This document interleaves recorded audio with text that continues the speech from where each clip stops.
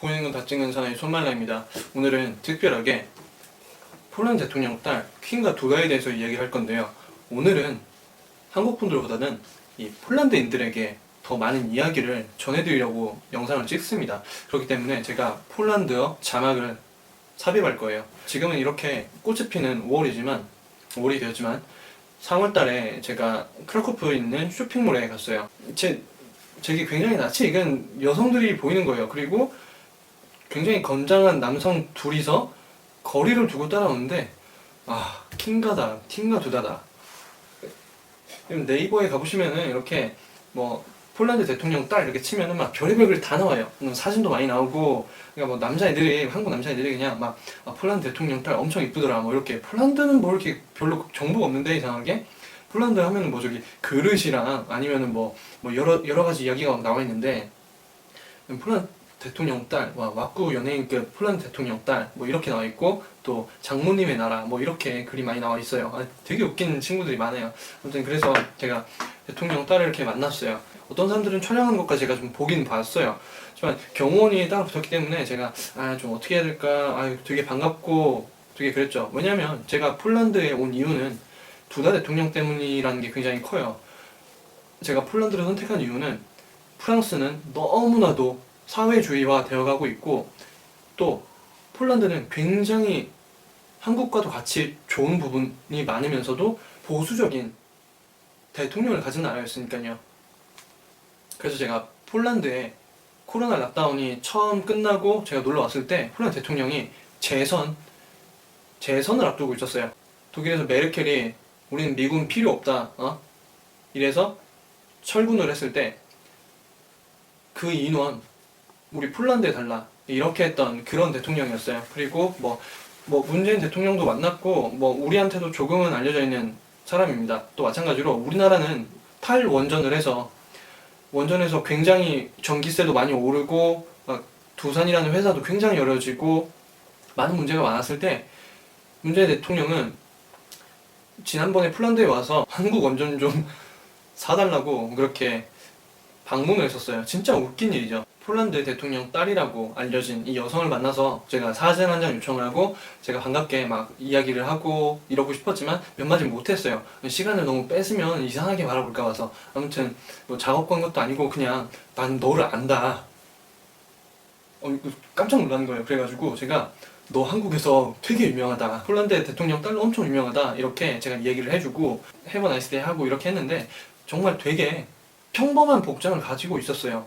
폴란드 사람들이 비싼 옷을 입고 이렇게 보여지는 것을 굉장히 좋아하기 때문에 굉장히 튀는 옷을 되게 잘 입지만 되게 평범한, 심지어 머플러 두르고 있던 것도 솔직히 말해서 울 같지도 않아 보였어요. 그럼에도 굉장히 곱고 피부도 하얗고 머리도 진짜 금발이더라고요. 아무튼 이렇게 놀랐는데, 우리나라는 정말 너무 힘든 5년을 보내고 내일 새로운 대통령이 취임을 하게 됩니다. 정말 많은 변화가 다시 찾아오겠지만 우리는 지난 5년 동안 여러 가지로 정말 많이 힘들었어요. 이런저런 말도 안 되는 규제들이 계속 생겨나고, 정말 자유가 침해당하고, 집 한 채 가진 것만 가지고도 엄청난 세금을 부과하고, 또 정말 말도 안 되는 일들이 정말 많이 일어났는데, 어제까지 임기를 마치는 그날까지도 해놓은 일들이 너무 많아서 우리나라 빚이 천조까지 늘게 되었어요. 앞으로 미래가 정말 불투명해졌습니다. 이 폴란드 대통령은 어떤 사람이냐면, 온 유럽에서 또 폴란드에서 이 작용화된 또 이 글로벌리스트 세력들이 움직이는 이 언론들이 항상 극우, 파시스트, 민주주의 파괴자 이런 말도 안 되는 별명을 붙여버린 대통령이에요. 이런 대통령의 딸로서 살아간다는 게 어떤 느낌일까요? 제가 보기에는 최순실의 딸 정도, 그 사람은 절대로 완벽한 정치인은 아닐 수 있어요. 폴란드 대통령이 제가 얼마나 부러웠냐면, 저는 우리나라 대선이 다가올 때 제발 폴란드 대통령 같은 대통령이 한국에도 나왔으면 좋겠다고 이런 영상을 제가 올렸었잖아요. 폴란드 대통령이 뭐라고 했냐면, 폴란드는 백신 접종 의무화를 하지 않는다고 했어요. 왜냐면 폴란드인들은 자유를 억압받는 걸 싫어한다고 합니다. 아니, 세상에 어느 누가 자기의 자유를 빼앗기고 억압을 받는 걸 좋아하는 사람이 어디 있겠어요? 물론 그런 사람이 있을 수도 있어요. 우리나라도 꽤 많죠. 우리나라는 지금까지 4,400만 명이 2차 접종을 끝내고 지금 4차 접종을 독려하고 있습니다. 그런데 폴란드는 3,800만 인구 중에 59%만이 2차 접종을 완료를 했어요. 백신 접종 의무화가 아닌 것을 따지고 보면 59%는 정말 많은 거라고 생각이 돼요. 우리나라에서 지난 11월부터 우리나라는 백신도 안 들어오고 계속 주구장창 마스크만 잘 쓰고 다니면서도 하루에 100명, 200명 이렇게 확진자밖에 안 나왔을 정도로 차라리 백신이 안 들어온 게 훨씬 낫겠다 싶었어요. 저 같은 경우는 진짜로 그랬어요. 왜냐면 미국에서 유럽에서 안 좋은 작용이 일어난 사람들을 너무 많이 봤어요. 그런데 한국에서 11월 달에 백신 패스가 시작이 되고 나서 백신 패스를 시작을 하는데 무슨 말을 하느냐, 미접종자들을 보호하기 위해서 백신 패스를 실행한다고 했어요. 이건 무슨 말도 안 되는 소리예요. 백신 패스를 실행하고 나서 우린 식당에도 갈 수 없고 마스크를 안 쓰면 신고를 하고 백신 안 맞은 친구들이 있으면은 기피하고 백신 안 맞은 사람들 보면은 욕하고 무시하고 정말 이런 말도 안 되는 정말 이런 혼란 속에서 몇 달을 보내왔고 한국은 이제서 마스크를 야외에서 착용하지 않아도 된다고 하는데도 사람들이 아직도 공포에 떨면서 아직도 많은 사람들이 마스크를 벗지 못하고 있어요. 실내에서는 밥 먹고 커피 마시고 가족들끼리 만나서 마스크 다 벗으면서 실내에서 밖에서 마스크 다 쓰고 다닙니다. 폴란드는 작년부터도 마스크를 안 쓰는 사람들이 굉장히 많았어요. 밖에서는 물론 당연히 안 써도 됐고요.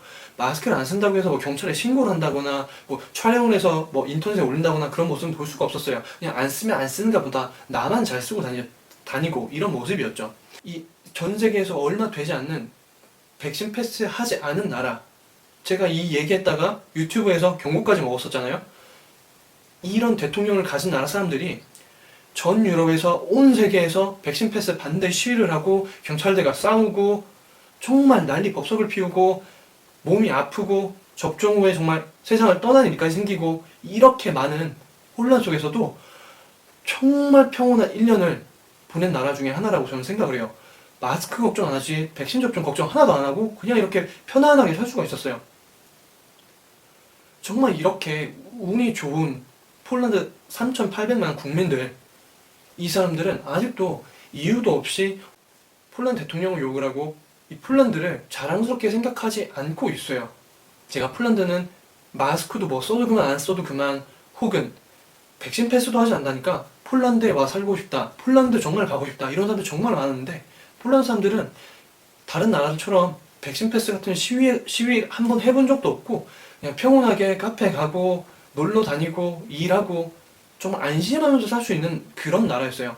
그런 나라 얼마 되지 않습니다. 이런 나라를 만들어준 이 정치인 한 명이 바로 두다 대통령인데 그의 딸은 극우 파시스트 민주주의 파괴자 대통령 딸이라는 것만으로도 얼마나 힘들게 살아갔을까. 정말 저는 솔직히 말해서 만나서 정말 반가웠고 두다의 가족들한테 너무 반가웠고 위로를 솔직히 말해서 건네주고 싶었어요.